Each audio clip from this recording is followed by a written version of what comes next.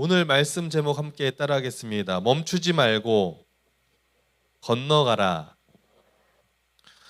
이제 운전을 해보신 분들은 다 아시겠지만 도로에서 나는 전체 교통사고 중에서 약 40% 정도가 교차로에서 이제 사고가 나게 됩니다. 교차로에서 나는 사고의 가장 큰 원인 중에 하나는 황색 신호에서 이걸 가야 되냐 말아야 되냐를 고민하다가 잘못된 판단으로 인해서 사고가 나는 경우가 그렇게 많다고 합니다. 그래서 우리가 황색 신호등을 바로 켜졌을 때를 우리가 딜레마 존이다라고 합니다. 운전해 보신 분들은 다 아실 거예요. 운전하다가 갑자기 횡단보도 앞에서 황색 신호가 딱 켜졌어요. 가야 돼요, 말아야 돼요? 가야 돼요? 아니면 멈춰야 돼요? 갑자기 멈추다가 그냥 사람 치면 어떻게 되는 거예요? 횡단보도 중간에 있으면 어떻게 되죠? 그러니까 이 딜레마존에 딱 들어가는 순간 저도 여러 경험상 굉장히 애매할 때가 많이 있었는데, 특별히 운전하는 사람들이 황색 불이 횡단보도 앞쪽에서 들어오거나 교차로에 딱 진입할 때 황색불이 들어왔을 때 가장 일반적인 대처하는 상황은 뭐냐면, 일단 횡단보도 전에 안전하게 멈출 수 있으면 웬만하면 멈추는 게 원칙입니다. 그런데 황색불이 횡단보도 거의 근처에 갔는데 들어왔다. 그러면 지나가야 돼요, 멈춰야 돼요? 그때는 지나가야 되는 거예요. 그때 멈추면 이미 거기 횡단보도 중간에 있을 수도 있고 이러기 때문에 그 상황에 맞게 잘 대처를 하는 게 굉장히 중요합니다. 그래서 우리가 운전을 할 때 황색불이 들어올 때 애매하다라고 얘기를 하죠. 오늘 한 해의 마지막 예배입니다. 이제 2025년도 마지막 예배이고, 이제 우리는 새로운 진급을 다 앞두고 있습니다. 우리 중학교 3학년, 고등학교 3학년 친구들만 소개했지만 사실 여기에는 우리 중학교 2학년 친구들도 1학년 친구들도 이제 새로운 학년에 올라가고, 고등학교 친구들도 한 학년씩 다 진급을 하게 됩니다. 여러분, 그런데 오늘 지금 이 시점은 참 애매한 시간입니다. 끝난 것도 아니고 시작한 것도 아니에요. 막 끝난 것 같은데 아직 끝나진 않았어요. 막 이제 시작이 될 것 같은데 아직 시작한 것도 아니에요. 애매하긴 하죠. 애매한데 이런 애매한 상황들이 우리의 삶 속에 펼쳐질 때가 많이 있습니다. 신앙적으로도 우리가 어떤 판단하기 어려운 상황들, 오늘 본문 속에 있는 여호수아도 바로 이 애매한 지점에 서 있는 것을 우리가 볼 수 있습니다.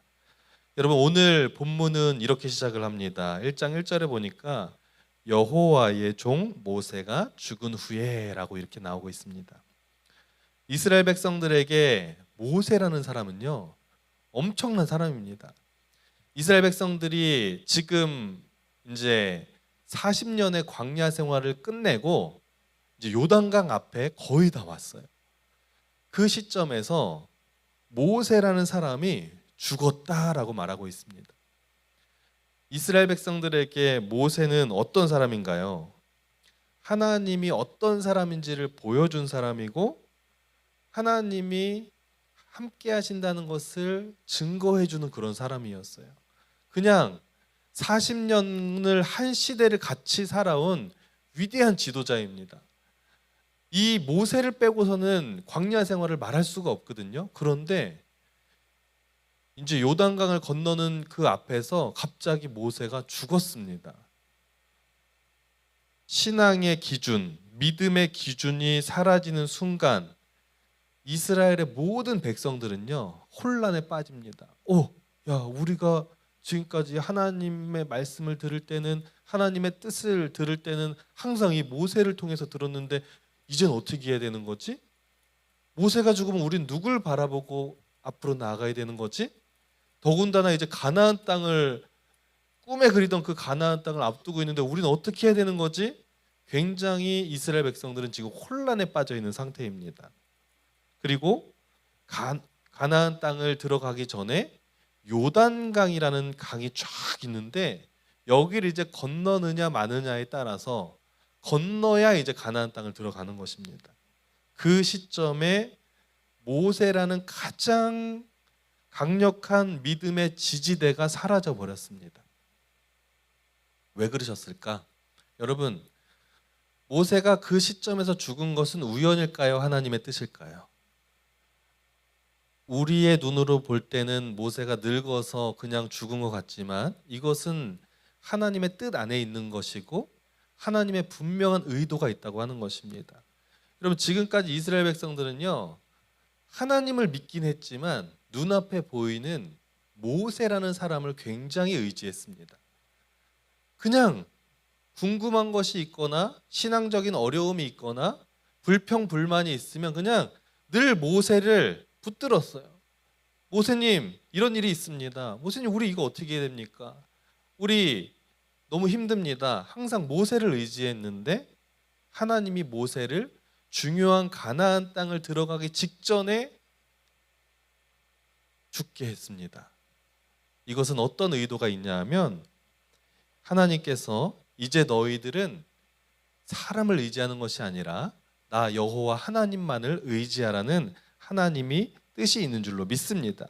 사람을 의지하는 믿음에서 하나님을 신뢰하는 믿음으로 이제 그들의 믿음을 성장시키기 위해서 모세라는 지도자를 이 너무나 중요한 시점에 데려가셨다고 하는 것입니다. 이제 하나님께서는 그 후계자로 누굴 세우셨을까요? 여자로 시작하는데 여호수아를 세우셨어요. 여호수아는 굉장히 뛰어난 사람이 아니었습니다. 그런데 하나님은 여호수아를 세우시고 그 여호수아에게 이렇게 명령하십니다. 여호수아야, 이제 너는 이 백성들을 이끌고 저 요단강을 건너가라, 이렇게 말씀하셨습니다. 이제 백성들은 새로운 지도자들과 함께 다 같이 이제 요단강 앞에 단체로 이제 서 있는 상황입니다. 요단강만 건너면 드디어 가나안 땅에 들어가는데 이스라엘 백성들이 40년 동안 광야 생활을 했거든요. 그러니까 얼마나 기대가 되겠어요. 그런데 요단강을 건너기 직전에 한 가지 중요한 문제가 있었어요. 그것은 뭐냐면 요단강의 물살이 너무 센 거예요. 여러분, 계곡 갔는데 계곡에 갑자기 물이 불어나서 물살이 세지면 건널 수 있어요, 없어요? 건널 수 없죠. 거기 물살 세져가지고 중간에 고립됐다가 막 떠내려가서 죽은 사람들 뉴스에서도 우리가 많이 보지 않았습니까? 근데 요단강을 딱 이제 건너려고 하는데 강물을 딱 보니까 강이 이렇게 폭이 넓지는 않아요. 근데 거기를 이제 건너려고 딱 보니까 물살이 너무 세서 이거는 도저히 건널 수가 없는 것입니다. 그런데 하나님이 뭐라고 하시냐면 믿음의 발걸음을 내딛어서 거기를 건너라, 이렇게 말씀하시는 거예요. 여러분, 하나님이 왜 그러셨을까요? 아니, 그 당시가 이제 한 3월 말에서 4월 초쯤 됐던 계절입니다. 그 봄, 3월에서 이스라엘의 3월 말에서 4월 초쯤 되는 그 봄에는 어떤 현상이 있냐면 요단강의 물이 가장 많이 불어나는 때입니다. 산에서 눈이 녹아내리고 봄에 비가 더해져서 평소보다 훨씬 강이 깊어요. 그래서 왼쪽 사진을 보시면 강이 깊어요, 얕아요? 평소에 이렇게 얕아요. 그런데 3, 4월만 되면 저렇게 막 물이 불어나서 굉장히 강력한 물살이 이제 일어나게 되는 거예요. 저기는 도저히 인간의 힘으로 건널 수가 없는 그런 상황이 되는 것입니다. 그 상황에서 하나님이 너 이 요단강을 너희들이 건너라, 이렇게 말씀하시는 거예요. 너무 무책임하신 거 아닙니까? 여러분, 왜 하나님은 이 강한 물살 속에서 그냥 건너라고 말씀하셨을까요? 이 요단강을 건널 때 꼭 생각나는 어떤 바다를 건넜던 이야기가 생각이 나죠. 여러분, 요단강을 하나님께서 건너게 하시는 것과 홍해 바다를 건너게 하실 때 방법이 달랐어요. 그리고 홍해 바다는 여러분 어떻게 하셨죠? 하나님이 홍해 바다를 건너게 할 때는 모세의 지팡이를 통해 바다를 이미 갈라놓으셨어요. 그리고 갈라진 바다 사이로 그냥 지나가기만 했으면 됐습니다. 그런데 요단강을 건널 때에는 가르지 않으셨어요. 그냥 물살이 너무 센데 믿음으로 너희들이 그걸 건너래요. 그런데 뭐라고 말씀하시냐 하면 너희가 믿음으로 발걸음을 내딛는 순간 요단강의 그 강력한 물줄기가 끊어지리라 라고 말씀하십니다. 왜 그러셨을까요? 왜 홍해 바다와 요단강을 건너게 하는 방법을 하나님은 다르게 하셨을까요? 이유가 있습니다. 홍해 바다를 건널 때 이스라엘 백성들의 믿음의 상태는 어린아이의 수준이었어요. 하나님에 대해서 뭔가 경험해 본 것들이 많이 없어요. 400년 동안 노예 생활만 했거든요. 그런 백성들이 하나님에 대해서 아는 지식도 별로 없고 믿음도 없었어요. 그러니까 하나님이 그들이 믿음이 없기 때문에 홍해 바다를 갈라놓고 거기를 건너가게 하시면서 하나님이 살아계심을 보여주신 것입니다. 그런데 요단강을 건널 때 이스라엘 백성들의 상황은 어땠을까요? 이미 이스라엘 백성들은 40년 광야 생활을 통해 하늘에서 만나와 메추라기가 내리는 것도 보게 되고 여러 가지 기적을 하나님께서 베풀으신 은혜와 기적들을 이미 경험했어요. 믿음이 어느 정도 있었습니다. 그렇기 때문에 하나님이 그들에게 그 믿음을 이제 증명해 보라고 그들의 믿음을 성장시키게 하기 위해서 하나님이 요단강의 그 거친 물살 속에서 발걸음을 내디디라는 믿음의 훈련을 시키기 위해서 그렇게 하셨다는 것입니다. 여러분, 하나님이 우리의 믿음을 훈련시키는 방식도 이와 같습니다. 하나님은 우리의 믿음이 그 자리에 그냥 머물러 있기를 원치 않으십니다. 여러분이 중학교 1학년 때의 믿음과 고등학교 3학년 때의 믿음이 그냥 똑같이 머물러 있기를 원치 않으세요. 너희들이 한 학년 한 학년 커가면서 자라가면서 너희들의 몸이 자라는 것처럼 너희들의 믿음도 자라가기를 원한다는 것이 하나님의 뜻이고 하나님의 바람인 줄로 믿습니다. 여러분, 그래서 하나님이 믿음을 훈련시키는데 아까 말씀드린 것처럼 아예 처음 믿을 때 아예 불신자들이 하나님을 믿게 하는 하나님의 방법 중에 하나가 뭔지 아세요? 홍해 바다를 갈라버리는 거예요. 그것처럼 아예 불신자들에게 하나님이 때로는요 기적을 보여주십니다. 불신자들, 하나님을 향한 믿음이 없는 사람들이 하나님 앞에 기도를 하는 걸 한번 해보는 거예요. 하나님 계신지 안 계신지는 모르겠지만 한 계시다면 저 이런 어려움이 있는데 한번 제 기도 한번 들어주세요. 그럼 믿을게요. 그런데 들어주시는 경우가 많을까요? 적을까요? 이런 기도를 했는데 하나님이 기적적으로 그 기도를 들어주실 때가 많이 있어요. 왜 그럴까요? 하나님은 믿음이 없는 사람들에게 빠른 기도의 응답과 어떤 기적을 통해서 그들이 믿음의 길로 들어오기를 원하시기 때문에 그것도 하나님이 원하시는 방법이기 때문에 그들을 믿음의 길로 들어오게 하기 위해서 그런 방법들을 사용하시는 겁니다. 그런데 그래서 여러분 배우 중에서 김영호라는 배우가 있습니다.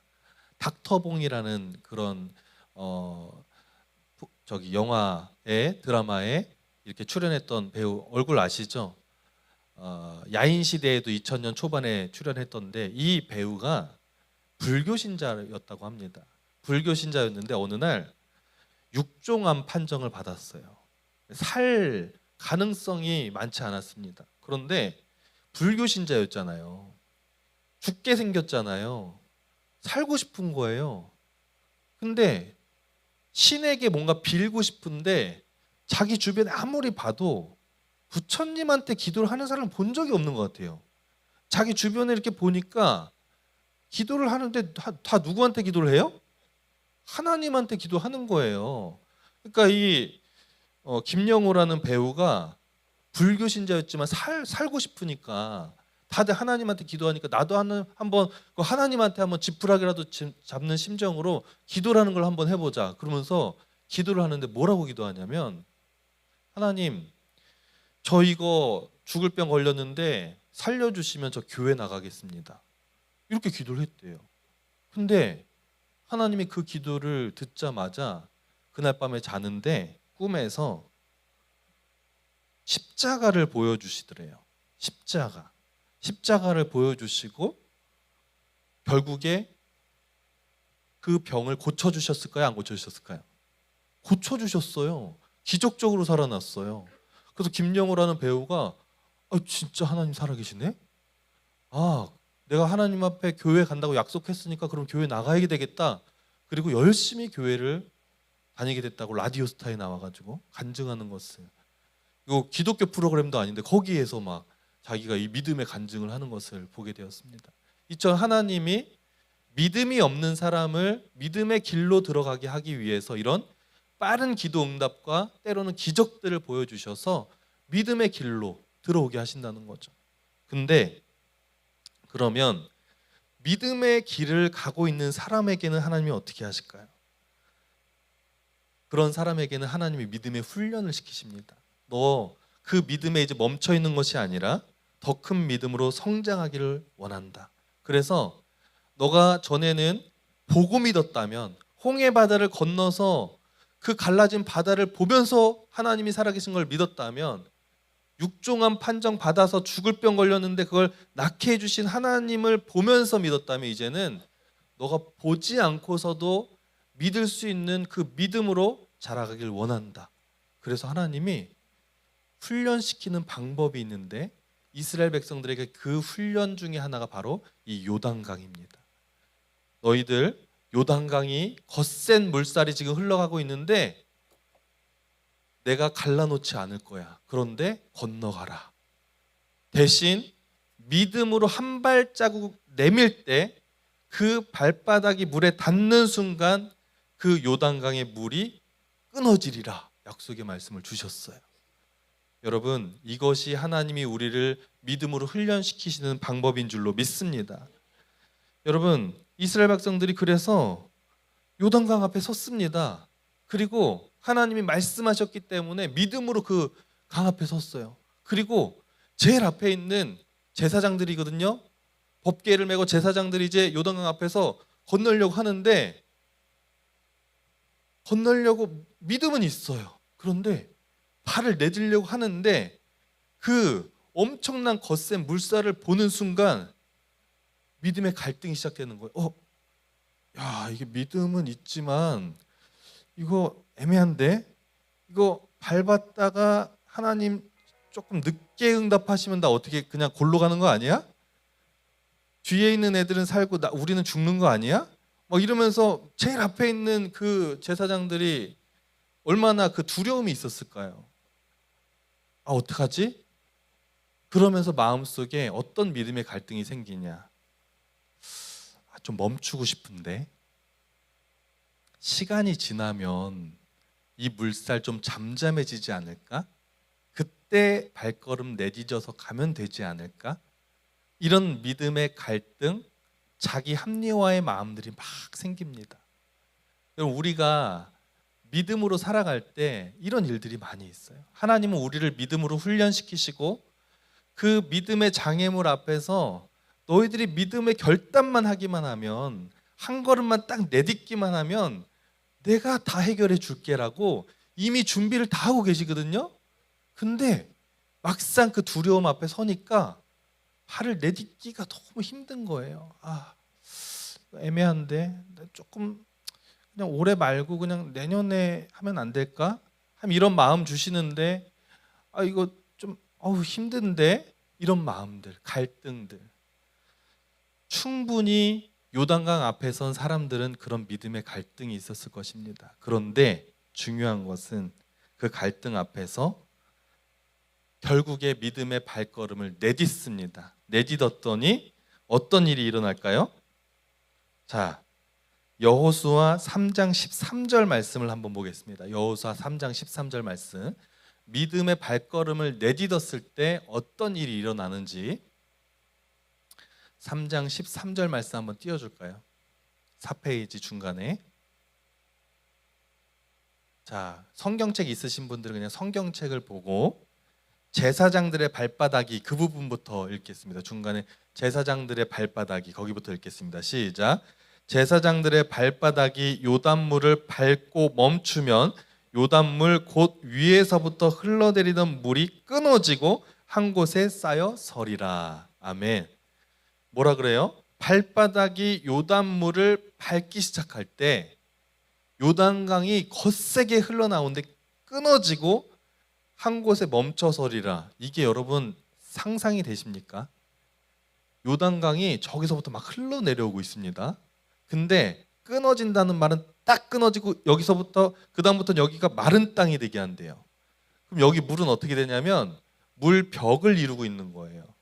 그리고 여기서 멈춰서 계속 있는 거예요, 물이.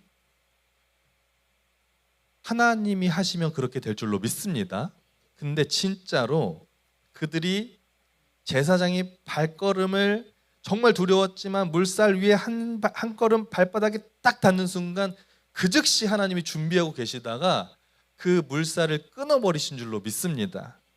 여러분, 이처럼 우리가 믿음의 발걸음을 내디딜 때, 여러분, 우리의 믿음은 상황이 바뀐 다음에 생기는 것이 아니라 하나님이 믿음을 선택을 하기를 기다리셨다가 우리가 그 믿음을 선택하는 순간에 우리의 믿음이 증명되는 줄로 믿습니다.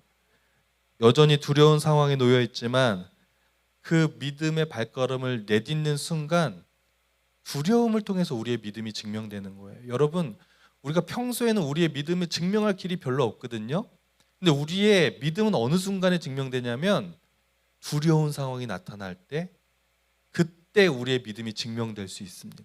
내 믿음이 진짜 믿음인지 하나님 앞에 확인하고 싶으세요? 두려움 앞에서 내가 어떻게 행동하시는지를 보면 돼요. 내가 그 두려움 앞에서 멈춰 있으십니까? 아직 믿음이 부족한 거예요. 그런데 두려움이 있어요. 그럼에도 불구하고 내가 믿음으로 내가 기도하고 달려나가는 분이 있다면 진짜 믿음의 사람이신 것입니다. 여러분, 새롭게 학년에 올라가서 이제 새로운 친구들 사귀게 될 때 마음속에 두려움들이 있죠. 아, 내가 새롭게 새로운 친구들 사귀게 되는데 내가 지금 친구들은 내가 하나님 믿는 거 내가 다 공개하고 그렇게 신앙생활 했는데 새로운 친구들한테 내가 예수 믿는다는 거 얘기하면은 얘네가 나 싫어하면 어떡하지? 예수쟁이라고 놀리면 어떡하지? 이런 두려운 마음들이 있을 수도 있습니다. 점심시간이 새학년에 올라가서 됐는데 작년까지는 2025년까지는 내가 그래도 점심시간에 나름대로 내가 크리스찬이라고 잠깐 눈 감고 뭐 길게는 안 하지만 하나님 잘 먹겠습니다 이렇게라도 내가 기도했는데, 아, 내가 새로운 친구들하고 점심시간에 눈 살짝 감는 순간 야, 너 뭐 하는 거야? 너 예수쟁이야? 막 이러면서 놀리면 어떡하지? 따돌리면 어떡하지? 이런 두려움들. 그러나 그런 두려움 상황 속에서 그 믿음을 실천할 때 하나님이 기뻐하실 줄로 믿습니다. 여러분, 진급을 앞두고 있죠. 우리 중학교 3학년 친구들, 특히 중학교에서 고등학교 갈 때 두려움들이 있죠. 성적에 대한 두려움. 아, 이제 제대로 공부해야 되는데 나 이제 잘할 수 있을까? 우리 고3 친구들은 또 더한 두려움이 있을 거예요. 아, 지금까지는 그래도 부모님 품에서 신앙생활 했는데 나 이제 청년 가서 성인 돼서 내가 대학 가서 선배들 앞에서 세상 앞에서 내가 이 신앙을 지켜낼 수 있을까? 이런 두려움들, 관계에 대한 두려움, 여러 가지 여러분 앞에 두려움들이 있을 수 있습니다. 여호수아도 처음에 하나님이 여호수아를 딱 부르셨을 때, 이야, 모세가 했던 걸 내가 감히 할 수 있을까? 200만 명을 내가 어떻게 이끌지? 라는 그런 두려움이 있을 때 하나님이 오늘 여호수아 1장에 너무나 많이 반복해서 하신 말씀이 있습니다. 그게 뭐냐면, 여호수아야, 강하고 담대하라. 내가 너와 함께 할 거라는 그 말씀을 주신 줄로 믿습니다. 여러분, 하나님이 우리가 두려움 속에 있을 때, 우리가 어떤 어려움이 있을 때 늘 우리를 응원하시는데 강하고 담대하라. 내가 언제나 너희와 함께 한다고 말씀하시는 줄로 믿습니다. 여러분, 제가 군대에서 2등병 때 가장 두려웠던 것 중에 하나가 있었어요. 첫째는 내가 군대 가서 교회를 못 가게 하면 어떡하지? 이런 두려움이 있었어요. 나 하나님 믿는 사람이고 내가 신학생인데 교회 못 가게 하면 어떡하지? 근데 군대를 딱 갔는데 종교의 자유를 인정해 줬어요. 그래서 주일이 되면 교회를 가는 것을 아무도 터치하지 않았습니다. 그런데 어느 날 정말 애매한 상황이 벌어졌어요. 원래 일요일은 절대로 작업을 하지 않고 웬만하면은 그냥 휴식을 보장합니다. 그런데 주중에 벌써 간부님들이 통보를 했어요. 야, 이번 주 일요일 날은 우리 부대에 오전에 이 작업을 해야 돼. 전원 이거 다 투입된다. 이렇게 얘기를 하는 거예요. 저는 일요일이 되면 어딜 가야 돼요? 교회 가야 돼요. 교회 빠져본 적이 없어요. 그리고 나는 교회를 빠지고 싶지가 않아요. 예배를 드리고 싶었어요. 근데 두려웠어요. 내가 우리 부대 전체가 다 일을 하는데 나 혼자 교회를 간다고 이등병이 빠지면 고참들이 나를 어떻게 볼까? 그럼 나는 나의 군 생활은 이제 끝나는 것인가? 이런 두려움들이 많이 있었어요. 근데 정말 두려웠지만 그냥 질러버렸어요. 고참님, 저 교회 가야 됩니다. 그랬더니 막 저를 보고 웃어요. 미쳤니? 막 이러면서 막 핍박이 시작됩니다. 근데 그래도 가야 됩니다 하니까 그냥 보내줬는데 그 다음부터 엄청 저를 갈구고 막 그러기 시작했는데 결국에 시간이 점점 지나면서 얘는 예수쟁이구나.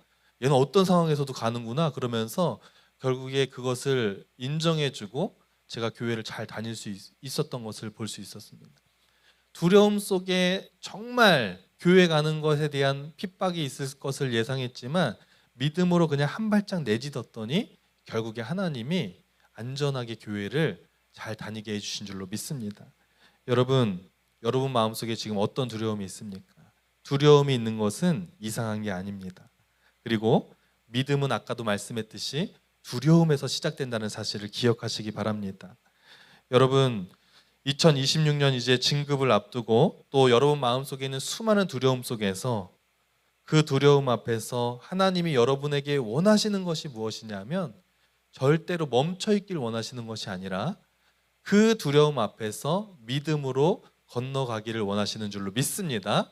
그래서 믿음으로 이스라엘 백성들이 요단강을 건넜던 것처럼 여러분도 그것을 두려움을 극복하고 건너므로 말미암아 2026년도 믿음을 증명해내서 하나님을 기쁘시게 해드리는 우리 모두가 되기를 간절히 소망합니다. 기도하겠습니다.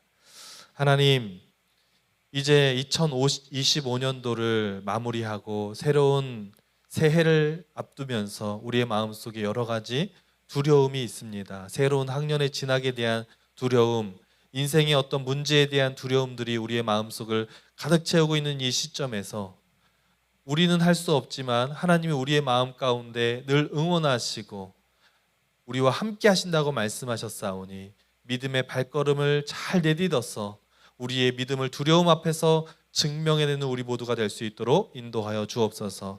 이 모든 말씀 예수님의 이름으로 기도합니다. 아멘.